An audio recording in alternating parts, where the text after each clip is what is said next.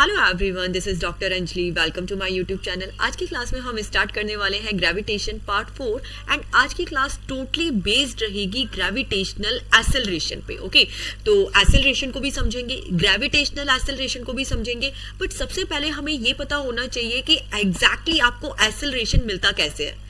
Acceleration मिलता है एक फोर्स से। अगर आप नॉर्मल एक्सेलरेशन की बात करो, चाहे ग्रेविटेशनल एक्सेलरेशन की बात करो, एक्सेलरेशन प्रोड्यूस किससे होता है? फोर्स से प्रोड्यूस होता है। तो सबसे पहले हम इस फोर्स को डिस्कस करें, इस ग्रेविटेशनल फोर्स को डिस्कस करें। तो फोर्स तो वी नो वेरी वेल कि फोर्स क्या होता है, पुश और पुल। ठीक है, आपने किसी भी बॉडी को धक्का दिया, खींचा, दैट इज द फोर्स। अब बात करते हैं ग्रेविटेशनल फोर्स के बारे में। तो ग्रेविटेशनल फोर्स को समझने से पहले यहाँ पे कुछ क्वेश्चंस गिवन है, हम उनको डिस्कस करेंगे जिससे आपके ग्रेविटेशनल एक्सेलरेशन के डाउट्स बहुत अच्छे से क्लियर हो जाएंगे। एक एग्जांपल लेते हैं। मान लीजिए कोई स्टोन है, इस स्टोन को आपने ऊपर फेंका, ये स्टोन है एंड स्टोन को आप नीचे से ऊपर फेंकते हो। अब इस क्वेश्चन का आंसर ढूंढना है हमें कि अगर आपने ये स्टोन को नीचे से ऊपर फेंका तो क्या इसकी वेलोसिटी सेम रहेगी? नीचे से लेके ऊपर तक वेलोसिटी सेम रहेगी? और अगर सेम नहीं है तो ये चेंज किस तरीके से हो रही है? और ये स्टोन को जब हम ऊपर फेंकते हैं तो सारे टाइम ऊपर ही क्यों नहीं रहता है?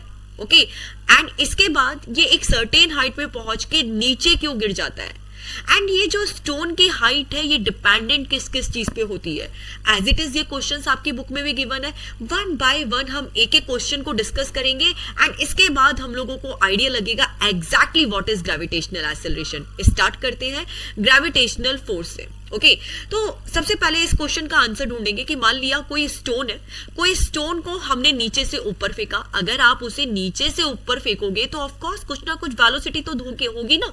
आपके हाथों से स्टोन ऊपर जा रहा है, कैसे जा रहा है? क्योंकि आपने स्टोन को कुछ वेलोसिटी दी है, तभी तो वो ऊपर गया है। और जैसे ही ये स्टोन ऊपर गया तो इसकी वेलोसिटी चेंज होगी क्या टाइम के साथ? यस, 110% इसकी वेलोसिटी चेंज होगी टाइम के साथ साथ। कैसे चेंज होगी कि देखो, जैसे ही स्टोन नीचे से ऊपर जाता है, नीचे से ऊपर जाएगा तो सबसे जो पीक पॉइंट है, जो आपके हाथों का पॉइंट है, वहां पे वेलोसिटी मैक्सिमम होगी। और जैसे जैसे ये हाइट कवर करता जाता है तो इसकी वेलोसिटी क्या हो जाती है? मिनिमम हो जाती है। तो देखिए, यहां से हमने स्टोन फेंका तब इसकी वेलोसिटी क्या थी? मैक्सिमम थी। एंड एक पर्टिकुलर हाइट पे पहुंचने के बाद जहां से क्या करेगा? सीधे नीचे गिरेगा। ऐसे ही होता है ना, पत्थर को नीचे से ऊपर फेंकोगे तो वो ऊपर थोड़ी ना रह जाएगा, नीचे तो गिरेगा ना। और वो जिस हाइट से नीचे गिरता है वहां पे वेलोसिटी क्या हो जाती है? जीरो होती है। तो ऑफ कोर्स जो वेलोसिटी होती है स्टोन की वो कांस्टेंट नहीं होती है, वो हाइट के साथ साथ क्या हो जाती है? जीरो हो जाती है। ओके, एक टाइम के बाद जीरो हो जाती है एंड सीधे वो स्टोन क्या होता है? नीचे गिर जाता है। तो this is the question, will the velocity of a stone thrown vertically upward remains constant और will it change with time? Yes, it will change with time, it will not constant, it will decrease with time. Time के साथ साथ velocity क्या होगी? Decrease होगी। And कब तक? जब तक ये जीरो नहीं हो जाती। अब हम आते हैं नेक्स्ट क्वेश्चन पे, why does not the stone move up all the time? अब द सेकंड क्वेश्चन, ऐसा क्यों हो रहा है? स्टोन को नीचे से ऊपर फेंका है तो इसकी वेलोसिटी डिक्रीज हो रही है, डिक्रीज होके जीरो हो रही है और ये नीचे आके गिर रही है। ये एग्जैक्टली कांस्टेंट क्यों नहीं हो जाती और स्टोन ऊपर क्यों नहीं रह जाता? क्योंकि बेटा, अब आते हैं हम ग्रेविटेशनल फोर्स के कंसेप्ट में। ये है हमारी अर्थ।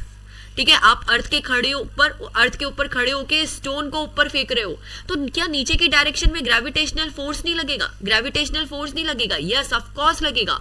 और ये जो ग्रेविटेशनल फोर्स है ये क्या करेगा? ये इस स्टोन को सेंटर से खींचेगा। ये जो स्टोन है, ग्रेविटेशनल फोर्स क्या करता है? इसको सेंटर से नीचे खींचता है। अब ये जब इसमें स्टोन पे ग्रेविटेशनल फोर्स लगेगा ना तो इसी की वजह से इसकी वेलोसिटी क्या होती है? रिड्यूस होती है। क्यों हो रही है? क्योंकि डाउनवर्ड पुल लग रहा है और एक टाइम के बाद क्या हो जाती है? जीरो हो जाती है।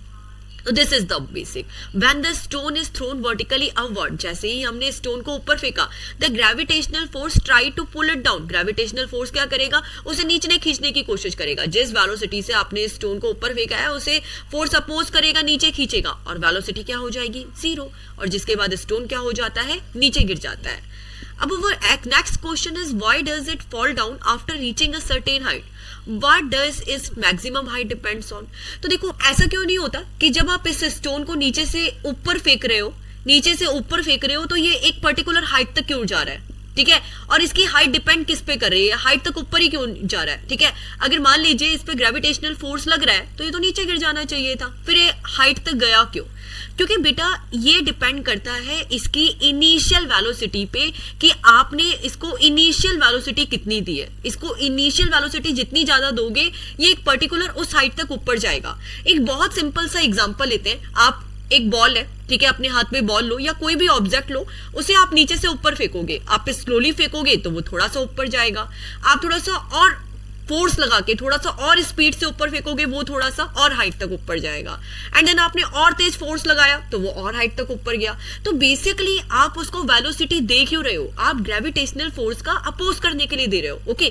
तो आपने जिस अमाउंट में ग्रेविटेशनल फोर्स का अपोज कर दिया आपका ऑब्जेक्ट उतना ऊपर चला जाएगा, because we know very well कि जो ग्रेविटेशनल फोर्स होता है ये तो सबसे वीकेस्ट फोर्स है।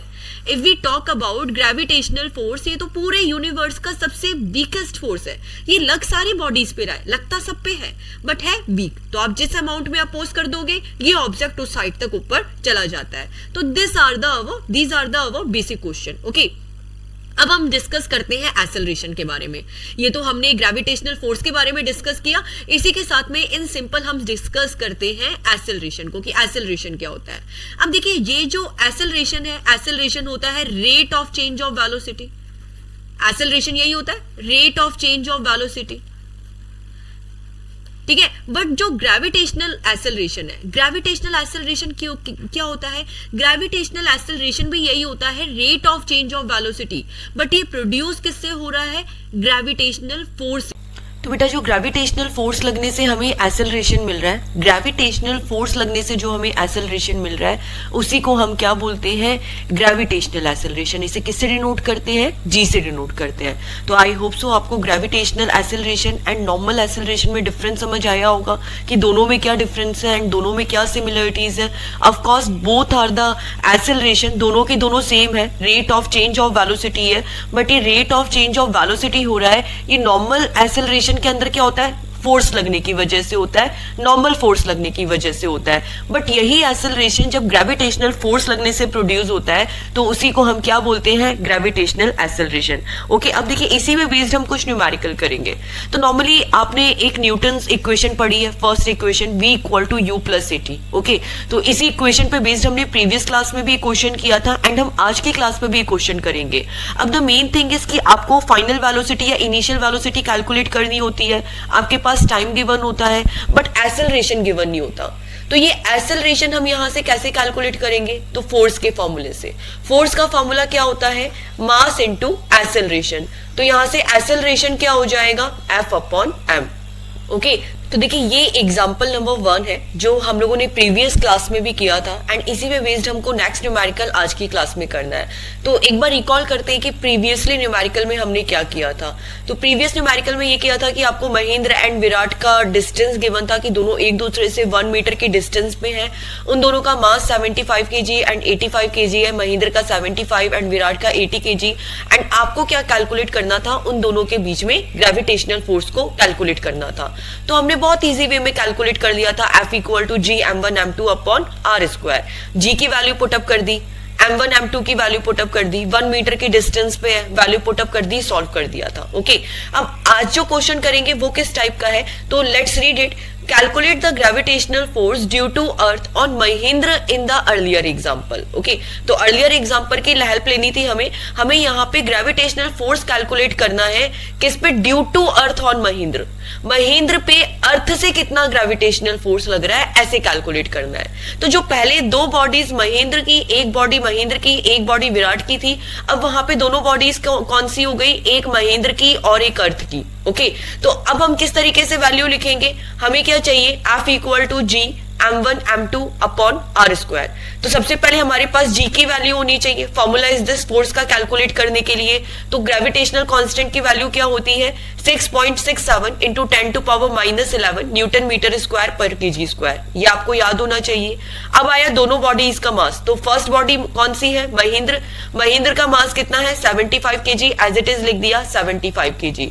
And the second body is earth, क्योंकि महेंद्र और अर्थ के बीच में अभी हमें ग्रेविटेशनल फोर्स को कैलकुलेट करना है। अब अर्थ का मास कितना होता है, ये भी बहुत इंपॉर्टेंट है, आपको हमेशा याद होना चाहिए न्यूमेरिकल सॉल्व करने के लिए। तो अर्थ का मास होता है 6 इंटू 10⁻24 केजी। अर्थ का कितना मास होता है 6 into 10⁻24 kg. Okay, in the same way earth की रेडियस कितनी होती है 6.4 इंटू 10⁻6 मीटर। अगर ये जो लास्ट की तीन वैल्यूज है ये ऑफकोर्स आपको हमेशा याद होनी चाहिए, क्योंकि कांस्टेंट है, कभी चेंज नहीं होती है। And F equal to G m1 m2 upon r square. G की वैल्यू पुटअप करी, m1 की वैल्यू पुटअप करी, m2 की वैल्यू पुटअप करी 75 केजी, नीचे है r स्क्वायर, r की वैल्यू पुटअप करी 6 इंटू 10⁻6 6.4 इंटू 10⁻6, तो ये वैल्यूज पुटअप कर देते हैं। अब देखिए इसको सॉल्व कैसे करना है, हम कैसे सॉल्व करेंगे, सबसे पहले 10 की पावर्स को सॉल्व करते हैं। तो यहां से देखिए 667 है, यहां से अगर पॉइंट हटा तो नीचे क्या आया 100 आया। इसके बाद 10⁻⁻11 को छोड़ा 6 इंटू 75, नीचे क्या आया, आप एज यू कैन सी 6.4 है, तो 6.4 का ये पॉइंट हटा, ऊपर आया 10। इन द सेम वे 6.4 का पॉइंट हटा, ऊपर आया 10। अब इसके बाद हम किसकी कैलकुलेशन करते हैं, पॉइंट्स की। तो एज यू कैन सी अभी बिना जो पावर वाली टर्म्स है उनको अलग लिखा है हमने, तो एज यू कैन सी यहाँ पे हो गया 667, 6 इंटू 75। ये जो 6.67 है इसका जो 100 हमने किया, मतलब अगर देखो इसका पॉइंट हटेगा तो ये ऐसे 100 में डिवाइड होता है ना, ऐसे करके। तो इस तरीके से क्या किया हमने, इसका पॉइंट हटाया और नीचे 100 लगा दिया, तो नीचे आ गया 164 इंटू 64। अभी जो 6.4 है इनके भी पॉइंट हटे, तो नीचे क्या आया 10 आया, तो यहाँ से डिनोमिनेटर में जाएगा तो ऑफकोर्स ऊपर जाएगा, तो ये ऊपर आ गया 10 इंटू 10। अब हम सॉल्व करते हैं पावर को, तो 24 माइनस 11 कितना हुआ 13 हुआ, यहाँ पे कितना है 10⁻6, यहाँ पे कितना है 10⁻6, तो 10⁻6 किससे में मल्टीप्लीकेशन में, तो क्या हो जाएंगे ऐड हो जाएंगे, तो कितना हो गया 10⁻12। अब वंस अगेन हम पावर को देखें तो यहाँ पे कितना हो गया 10⁻13, 14, 15, ठीक है। तो 15 में से 12 गया, कितना हुआ, अच्छा ये देखो दो और है, तो ये कितना हुआ 12, 13, 14। ओके, तो यहाँ पे अगर हम केवल पावर को देखें तो नीचे 10 की पावर कितनी है 14 है, ऊपर कितनी है 13, 14, 15, ऊपर कितनी है 15 है। 10⁻13 इसकी 14 हो गई, इसकी 15 हो गई, है ना, 1 1 है ना। यहाँ पे भी पावर में कितना है 2 है, एक तरीके से देखा जाए 10 की पावर में। ओके, तो होता क्या है जब भी पावर्स है मल्टीप्लिकेशन में है ऐड हो जाती है, नीचे से ऊपर जाएंगी तो माइनस में हो जाएंगी, तो कितना आया केवल 10, तो यहाँ पे लिख दिया हमने 10।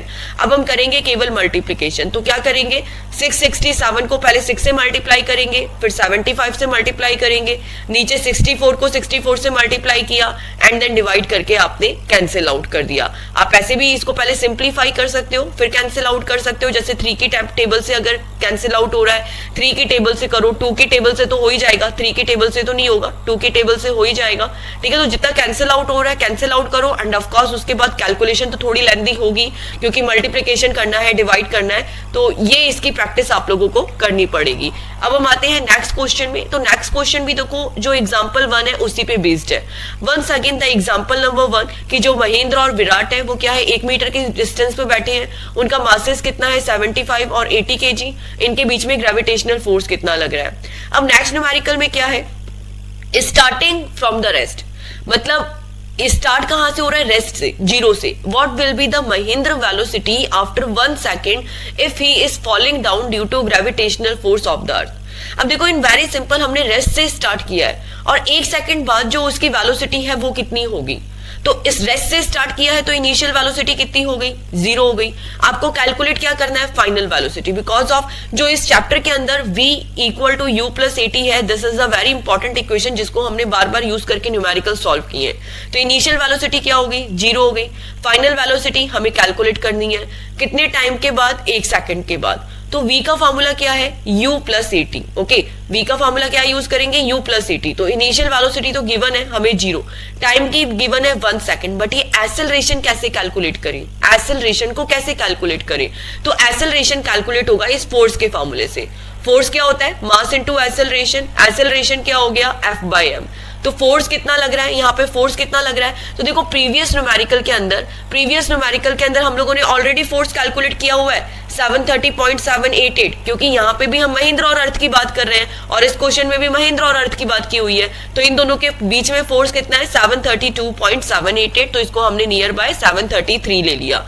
एंड महेंद्र का मास कितना है 75 kg, 75 kg पुटअप किया, तो एक्सेलरेशन हो गया 733/75। ओके, हम दोनों को यहाँ पे 75 को 733 से डिवाइड करते हैं, तो ये कुछ 9 जब में जाके आएगा, तो 9.77 मीटर पर second will be your answer.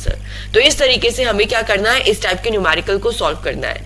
अब the one thing is very simple, जो हमने इस न्यूमेरिकल में भी फाइंड आउट की होगी और आप लोगों के दिमाग में भी आई होगी, जब हम लोग ये डिस्कस कर रहे हैं कि कोई भी बॉडी, एक मास m1 है, एक मास m2 है, दोनों क्या कर रही हैं, एक दूसरे पे ग्रेविटेशनल फोर्स लगा रही है। ओके, अब हम एक एग्जांपल लेते हैं अर्थ का और एक एप्पल का।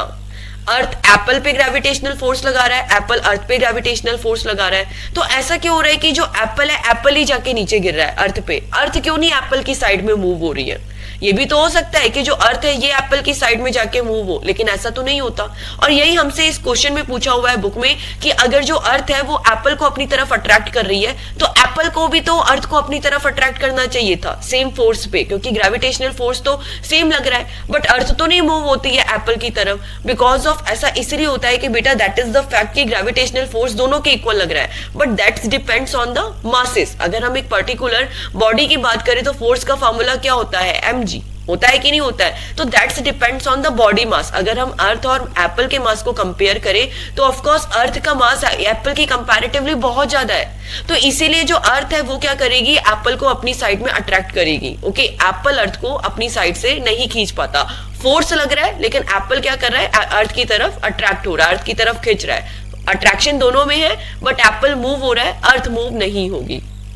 ओके, अब हम आते हैं अर्थ ग्रेविटेशनल एक्सेलरेशन पे, जो हमारा बेसिक टॉपिक था। अभी तक हम लोगों ने क्या किया था, केवल एक्सेलरेशन, जो ग्रेविटेशनल एक्सेलरेशन थे उसके बेसिक कंसेप्ट को समझा था। अब हमें इसे लिखना किस तरीके से है ये हम सीखते हैं। ओके, तो gravitational force due to earth on a body result in its acceleration. जब भी कोई अर्थ पे ग्रेविटेशनल फोर्स लग रहा है, तो इसी से हमें क्या मिलता है, ग्रेविटेशनल एक्सेलरेशन मिलता है। एक्सेलरेशन मिलता है किससे, फोर्स से मिलता है। जब बट ग्रेविटेशनल फोर्स से कोई एक्सेलरेशन मिल रहा है, उसी को हम क्या बोलते हैं, ग्रेविटेशनल एक्सेलरेशन। किससे डिनोट किया जाता है इसे, जी से। एक्सेलरेशन क्या होता है, वेक्टर क्वांटिटी, तो ग्रेविटेशनल एक्सेलरेशन भी क्या हो गया, वेक्टर क्वांटिटी। ओके, अब देखो ग्रेविटेशनल एक्सेलरेशन की डायरेक्शन कहां होती है, towards the center of the earth, towards the center of the earth. The direction of the acceleration due to gravity is also directed towards the center of the earth, vertically downward. देखो जिस direction में force लगता है, force हमें पता है किस direction में लगता है, towards the centre of the earth, तो जो ग्रेविटेशनल एक्सेलरेशन है वो भी कहां लग रहा है, towards the centre of the earth. अब अगर हम इसका फॉर्मूला देखें ग्रेविटेशनल एक्सेलरेशन का, तो क्या होता है, gm/r²। ओके, एंड इसकी यूनिट क्या होती है, मीटर पर सेकंड स्क्वायर। एक्सेलरेशन की यूनिट यही होती है, मीटर पर सेकंड स्क्वायर। ओके, तो ग्रेविटेशनल एक्सेलरेशन की भी यूनिट क्या होती है, मीटर पर second square. The one thing is very very important, हमें ये पता होना चाहिए कि यहाँ पे gm/r² क्या है। ओके, तो देखो what is G, G is the gravitational constant.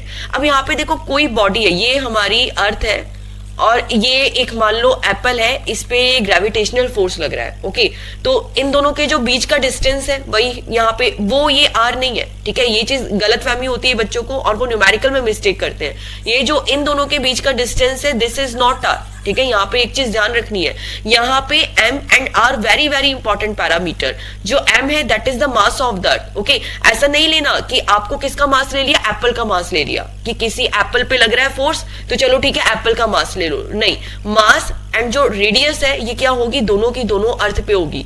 तो अगर हम ग्रेविटेशनल एक्सेलरेशन को देखें ना, तो ये कांस्टेंट है, क्योंकि ये क्या कर रहा है, अर्थ के मास पे डिपेंडेंट है, ठीक है। अर्थ का मास चेंज होता है, नहीं होता है। अर्थ की रेडियस चेंज होती है, नहीं होती है। जी की वैल्यू चेंज होती है, नहीं होती है। तो जो जी की वैल्यू हमें क्या मिलेगी, हमेशा मोस्ट ऑफ केस में कांस्टेंट ही मिलेगी, जी की वैल्यू चेंज नहीं होती है। तो इस चीज को हमें ध्यान रखना है। अब जस्ट एग्जांपल, पता है क्वेश्चन में किस तरीके से कंफ्यूज करते हैं कि मान लिया ये हमारी अर्थ है, अब आपको बोलेंगे कि ये जो सैटेलाइट है, एक सैटेलाइट है वो अर्थ से इस डिस्टेंस पे जा रही है और सैटेलाइट का मास 7 kg है। आपको डायरेक्टली गिवन होगा कि एक सैटेलाइट है, इसका मास है 7 kg। अब आपको ग्रेविटेशनल एक्सेलरेशन कैलकुलेट करना है। अब बच्चे मिस्टेक क्या करते हैं, वो जी की वैल्यू सही पुटअप कर देंगे, जो रेडियस है अर्थ की वो भी सही पुटअप कर देते हैं, लेकिन मास में चकमा खा जाते हैं। मास किसका पुटअप कर देंगे, सैटेलाइट का, क्योंकि सैटेलाइट दूर जा रही है ना, तो चलो सैटेलाइट का मास पुट कर दो। वहीं पे हमारा आंसर गलत हो जाता है, क्योंकि हमको मास किसका लेना है, अर्थ का लेना है। मास किसका लेंगे, अर्थ का लेंगे। तो ये चीज हमें ध्यान रखनी है। ओके, अब हम इसी पे बेस्ड कुछ क्वेश्चन करते हैं कि एज्यूम करते हैं कि अगर मान लो ग्रेविटी नहीं होती तो क्या होता। हमारी बुक का ही क्वेश्चन है, what would happen if there were no gravity. तो ग्रेविटी नहीं होती तो कुछ भी नहीं होता, हमारी जो अर्थ है उस पे लाइफ का ही एंड हो जाता है ना। कैसे हो जाता, क्यों, क्योंकि ग्रेविटी नहीं होती तो हमारे अंदर वेट नहीं होता। ठीक है, अर्थ में और सन पे क्या लग रहा है, अट्रैक्शन लग रहा है, वो नहीं लगता। ठीक है, ग्रेविटेशनल फोर्स नहीं लगता तो क्या होता, एटमॉस्फेयर नहीं होता। बिकॉज ऑफ, देखो बेटा, जो हमारी अर्थ है, हमारे अर्थ पे एटमॉस्फेयर के लेयर है, बहुत सारे एटमॉस्फेयर के लेयर है। इसको किसने हेल्ड कर रखा है, इसको हेल्ड कर रखा है ग्रेविटी ने। ठीक है, ग्रेविटेशनल एक्सेलरेशन ने। तो अगर ग्रेविटी नहीं होगी तो एटमॉस्फेयर होगा, एटमॉस्फेयर भी नहीं होगा। हमारे अंदर वेट होगा, हम सारे वेटलेसनेस हो जाएंगे। क्यों, क्योंकि फोर्स का फॉर्मूला क्या होता है, वेट का फॉर्मूला। अगर हम अपने वेट का फॉर्मूला देखें तो दैट इज m इंटू जी, और जी क्या है 9.8, 9.7, जो भी वैल्यू है हम अभी इसको डिस्कस करेंगे। 9.7 पॉइंट समथिंग में होती है कहीं कहीं, और कहीं होती है एग्जैक्टली 9.8। तो कहां पे 9.7 पॉइंट समथिंग है, कहां पे 9.8 है, ये हम डिस्कस करेंगे। बट द बेसिक क्वेश्चन की अगर हमने जी को ही जीरो कर दिया तो हमारी बॉडी में वेट होगा, नहीं होगा, हम हमारा जीरो वेट हो जाएगा।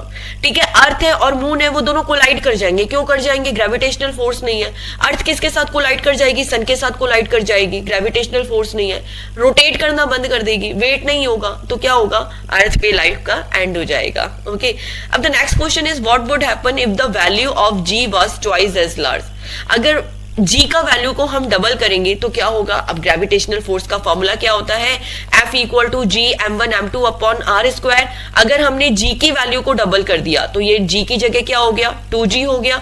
तो जो ग्रेविटेशनल फोर्स है वो भी क्या हो जाएगा, डबल हो जाएगा। ओके, अब हम कैलकुलेट करते हैं कि अभी जो हमने एक्चुअली डिस्कस किया कि जो एक्सेलरेशन है, नॉर्मल केस में हम लोग जो जी की वैल्यू है ना बेटा, कितनी लेके चलते हैं, 9.8 मीटर पर सेकेंड स्क्वायर। क्या लेके चलते हैं, 9.8 मीटर पर सेकेंड स्क्वायर।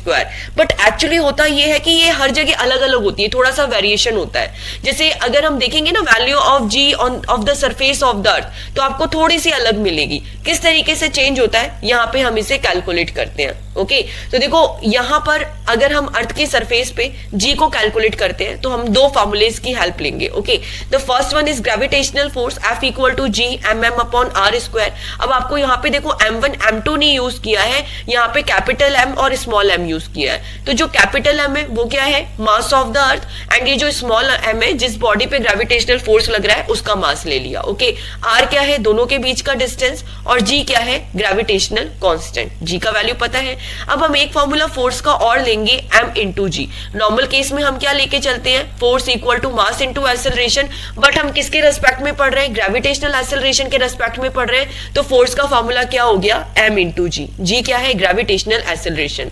अब हम क्या करेंगे, दोनों को इक्वेट कर देते हैं, ये भी फोर्स है, ये भी फोर्स है, दोनों को इक्वेट कर दिया तो क्या हुआ, m g equal to G m m upon are square. अब देखो यहाँ पे फोर्स का फॉर्मूला जो लिखा है स्मॉल एम जी लिखा है, क्योंकि हम उस बॉडी पे फोर्स कैलकुलेट कर रहे हैं ना, जिस बॉडी पे फोर्स लग रहा है, तो ये हो गया स्मॉल एम। तो ये चीज ध्यान रखना है, यहाँ पे फोर्स हम अर्थ पे तो नहीं लगा रहे, लगा सकते हो अर्थ पे फोर्स, मूव भी नहीं करेगी, किसी बॉडी पे ही फोर्स लगेगा, that is small m g. Okay, दोनों को इक्वेट किया, एम से एम कैंसिल आउट हुआ, आपको जी की वैल्यू, ग्रेविटेशनल एक्सेलरेशन की वैल्यू कितनी मिली, G M upon are square. Okay, तो जी की वैल्यू पुटअप करी 6.67 into 10 to power minus 11। Mass का वैल्यू पुटअप किया 6 इंटू 10 टू पावर 24।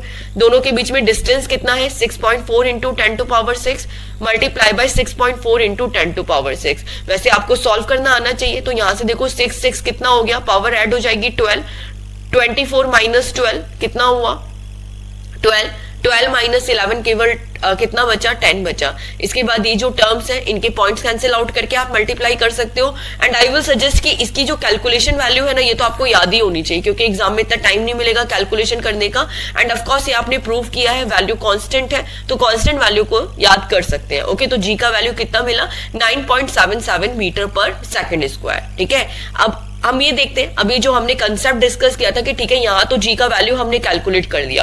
अब आप बोलोगे कि मैम अभी तो आपने बोला था कि जी का वैल्यू चेंज होता है ना, कहीं पे बोल रहे हो आप 9.8, कहीं पे बोल रहे हो 9.77 मीटर पर सेकंड स्क्वायर, तो ये एग्जैक्टली फैक्ट क्या है? तो देखो बेटा होता क्या है, हमने प्रीवियस क्लास में कैप्लर्स लॉ में भी पढ़ा है कि जो अर्थ है क्या होता है, सर्कुलर नहीं होती है। ठीक है, बिल्कुल ऐसा सर्किल नहीं होता, एलिप्टिकल होती है ना शेप, इसकी एलिप्स होती है ये।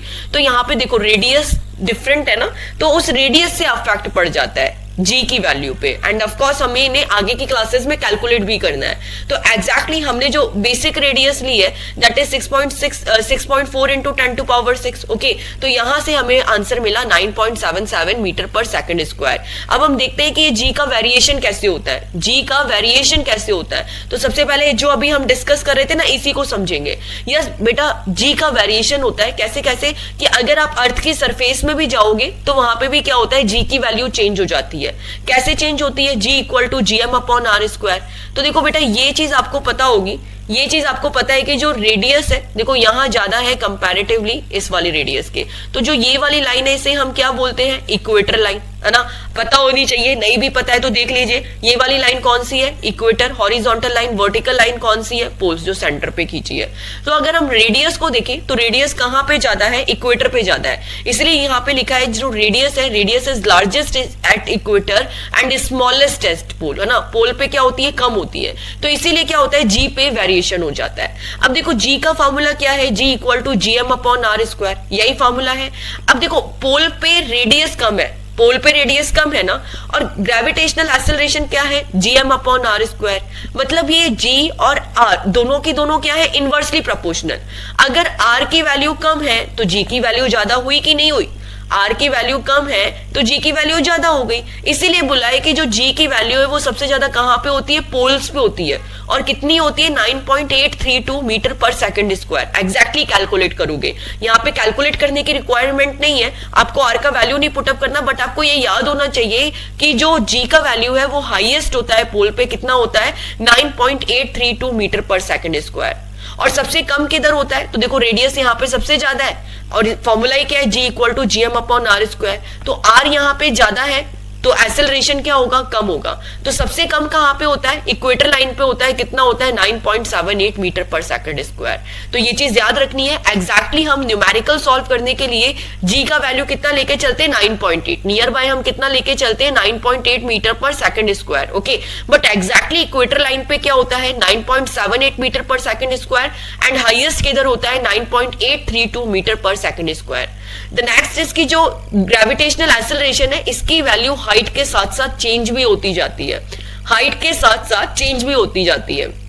कैसे, आप जितना ज्यादा आर इंक्रीज करोगे उतना ही जी क्या होता है, हाइट के साथ डिक्रीज हो जाता है। ओके, तो जैसे जैसे हम हाइट पे जाते हैं तो ग्रेविटेशनल एक्सेलरेशन क्या होगा, डिक्रीज होगा। अगर मैंने बोला कि बेटा मैं 2000 किलोमीटर की हाइट पे गई तो जी का वैल्यू क्या होगा, वहां पे डिक्रीज हो जाएगा। एंड डेप्थ के साथ भी क्या होता है, ग्रेविटेशनल एक्सेलरेशन डिक्रीज हो रहा है। मतलब अगर हम यहाँ पे अर्थ की सरफेस पे है ना बेटा, तो ग्रेविटेशनल एक्सेलरेशन मैक्सिमम है। अगर हाइट पे गए या डेप्थ पे गए तो ग्रेविटेशनल एक्सेलरेशन क्या होता है, डिक्रीज होता है। इस चीज को आपको ध्यान रखना है। And the one is very important fact, अगर अर्थ के हम सेंटर पे देखें, अगर अर्थ के सेंटर पे ग्रेविटेशनल एक्सेलरेशन क्या होता है, जीरो। अर्थ के सेंटर पे ग्रेविटेशनल एक्सेलरेशन कितना होता है, जीरो। इस कंसेप्ट को भी याद रखना है आपको। ओके, अब इसी पे बेस दो क्वेश्चन करते हैं। Will the direction of the gravitational force change as we go inside the earth? Yes बेटा, यहाँ पे देखो ग्रेविटेशनल फोर्स के डायरेक्शन में कोई चेंज नहीं होता है, बस हमें ये पता है ये किधर एक्ट करता है, towards the centre of the earth. किधर एक्ट करता है, towards the centre of the earth. जो ग्रेविटेशनल फोर्स लग रहा है वो किधर लगेगा, towards the centre of the earth, क्योंकि यहाँ पे डायरेक्शन का कोई रोल नहीं है। Okay, what will be the value of G at the centre of the earth, earth के सेंटर पे क्या होगा, जी का वैल्यू डिक्रीज हो जाता है। ओके, तो आज की क्लास में हमने एक बहुत इंपॉर्टेंट टॉपिक किया ग्रेविटेशनल एक्सेलरेशन, जो आप लोगों को 9, 10, 11, 12 सब क्लास में हेल्प करेगा। तो आज का जो क्विज क्वेश्चन है वो आप लोगों को मैं डायरेक्टली बोल रही हूँ, you have to give the answer. आपको फर्स्ट क्वेश्चन में मुझे ये बताना है कि जो ग्रेविटेशनल एक्सेलरेशन है, ग्रेविटेशनल एक्सेलरेशन है उसकी अर्थ सरफेस पे क्या वैल्यू होती है, एग्जैक्टली जो हम न्यूमेरिकल लेके सॉल्व करते हैं उस पे। इसके बाद आपको बताना है कि जो ये ग्रेविटेशनल एक्सेलरेशन है, मैं डायरेक्टली जी की वैल्यू लिख रही हूँ। इसके बाद आपको बताना है जी की वैल्यू पोल्स पे कितनी होती है, जी की वैल्यू इक्वेटर पे कितनी होती है, और मैक्सिमम किधर होता है। ठीक है, जी किधर आपको मैक्सिमम मिलेगा, जी आपको किधर मिनिमम मिलेगा। अच्छा, इसके बाद आपको ये बताना है कि जी मैक्सिमम किधर होता है, maximum at equator, maximum at equator और पोल्स। तो that are the very very important question, because of इसी टाइप के क्वेश्चन आपको कॉम्पिटेटिव एग्जाम में भी मिलते हैं, है ना। ऐसा नहीं है कि it's only about 9 and 10, it's about 9 to 12। तो आपकी 9th और 10th के साथ साथ ये चीज ध्यान रखना है कि आपको एग्जाम के साथ साथ, बोर्ड एग्जाम के साथ साथ कॉम्पिटिशन के लिए भी प्रिपेयर करना है। तो इस टाइप के क्वेश्चन आपको बोर्ड एग्जाम में भी मिलते हैं, कॉम्पिटेटिव एग्जाम में भी मिलते हैं। Once again I am repeating the question, आपको एक बताना है कि जो ग्रेविटेशनल एक्सेलरेशन का वैल्यू है वो हम अर्थ की सरफेस पे कितना लेके चलते हैं, पोल्स पे कितना होता है, इक्वेटर पे कितना होता है। अच्छा, जी मैक्सिमम किधर होता है, मिनिमम किधर होता है, और जी मैक्सिमम किधर है, इक्वेटर पे है या पोल्स पे है। ओके, तो मिलते हैं नेक्स्ट लेक्चर में। Thanks for watching and please click to subscribe. Bye all.